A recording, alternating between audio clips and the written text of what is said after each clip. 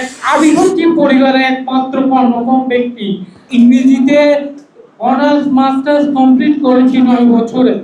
আমি আমার পরিবারকে যেরকম ভালোবাসি তার চেয়ে ইসলামী ব্যাংককে বেশি ভালোবাসি। আমাকে 7 তারিখে টার্মিনেট করা হয়েছে। আমি শারীরিক প্রতিবন্ধী হওয়া সত্ত্বেও, এত ডিসএবিলিটি থাকা সত্ত্বেও আমি অনেক প্রতিবন্ধকতা পেরিয়ে চট্টগ্রাম বিশ্ববিদ্যালয়ে শাখান ট্রেনে ঝুলে জীবন সংগ্রাম করে ইংরেজিতে অনার্স মাস্টার্স কমপ্লিট করেছি 9 বছরে। অনেক ঘাত প্রতিঘাত সহ্য করে সবাই স্বাভাবিক স্টুডেন্টের সাথে পরীক্ষা দিয়ে কৃতিত্বের সাথে উত্তীর্ণ হয়েছি অনার্স মাস্টার্স পরীক্ষায়। এরপরে আমি 2020 সালে আমাকে HR পলিসি মেনটেন করে নিয়োগ দেওয়া হয়েছে এবং আমার নিয়োগ পরীক্ষায় 2 জন ঊর্ধ্বতন কর্মকর্তা ছিল। সাবেক তখনকার ম্যানেজমেন্টের 2 জন ডিএম দিয়ে আমার থেকে 10 মিনিট ভাইভা নিয়েছে এবং 10 মিনিট ভাইভে উত্তীর্ণ হয়ে আমি আগস্ট মাসে আমি আবার কর্মস্থলে যোগদান করি এবং আগস্ট মাস থেকে শুরু করে এখন পর্যন্ত প্রত্যেকটা ক্যাম্পেইনে আমার অ্যাচিভমেন্ট 100%। এবং আমি অ্যাচিভমেন্ট ছাড়া শুক্র শনিবার ক্লায়েন্ট হান্টিং করেছি, লক্ষ লক্ষ টাকা ডিপোজিট এনেছি। আর দ্বিতীয়ত আমি ইসলামিক অর্থনীতি ওন করি, যেহেতু যে জিনিসটা ওন করতে হয়, ওন না করলে আপনি ভালো ব্যাংকার হয়ে উঠবেন না। প্রথম কথা আমি ওন করি। তা আমার এই চাকরি টার্মিনেশন হওয়ার কারণে আমার মানবিক বিপর্যয় এসেছে। আমার সেলফিং ব্লক করে দেওয়া হয়েছে, খুলে দেওয়া হয়েছে, কিন্তু আমার এটিএম কার্ড থেকে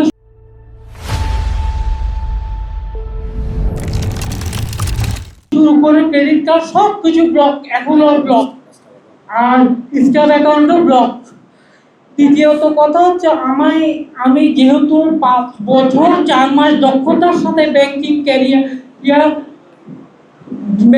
ক্যারিয়ার চালাচ্ছি, তো দক্ষতা মূল্যায়ন পরীক্ষার নামে নিয়োগ পরীক্ষাটা আমি যতটুকু বোধগম্য নয় আমার কলিগরা বলেছে। তা এখন হচ্ছে আমি এই অবস্থায় আমার চাকরি চলে গিয়েছে। আমার বাবা এক আদিবাসী পরিবারের একমাত্র কর্মক্ষম ব্যক্তি। আমার বাবা এবং আমার ছোট ভাই বোন, আমার বাবা একজন চাকরি করে না, তিনি চাকরি থেকে অবসরপ্রাপ্ত। আজকে 2 দিন ধরে আমি এই টেনশনে, আমার 102 জ্বর, আমি এই জ্বর নিয়ে এই কনফারেন্সে এসেছি। আমি অর্থ মাননীয় প্রধান উপদেষ্টা সহ অর্থ উপদেষ্টা সকল উপদেষ্টার নিকট আকুল আবেদন, আমাদের 5000 ভাই বোনকে টার্মিনেট করা হয়েছে, তাদের চাকরি সহ আমাদের চাকরি ফিরিয়ে দেওয়া হোক। আমরা রাজপথে কেন থাকবো? আমরা প্রেস কনফারেন্সে কেন থাকবো? আমরা ব্যাংকিং করবো, আরো ব্যাংকে সেবা দেব, অর্থনীতিকে এগিয়ে নিয়ে যাব, আমরা জিডিপি গ্রোথে অবদান রাখবো। এটাই হচ্ছে আমার এখনো গত বুধবার বৃহস্পতিবার গত 1 সপ্তাহে আমাকে কমপক্ষে 50 জন ক্লায়েন্ট ফোন করেছে, ভাই আপনি কই, আপনাকে কেন আমি দেখতেছি না, আমি তো অ্যাকাউন্ট করতে আসছি, আমি তো ডিপোজিট আনতেছি, আপনি কই, কিন্তু আমার ডেস্কে আমি নাই। চট্টগ্রাম ভাইদেরকে বাঁচান, আমাদের পরিবারকে বাঁচান।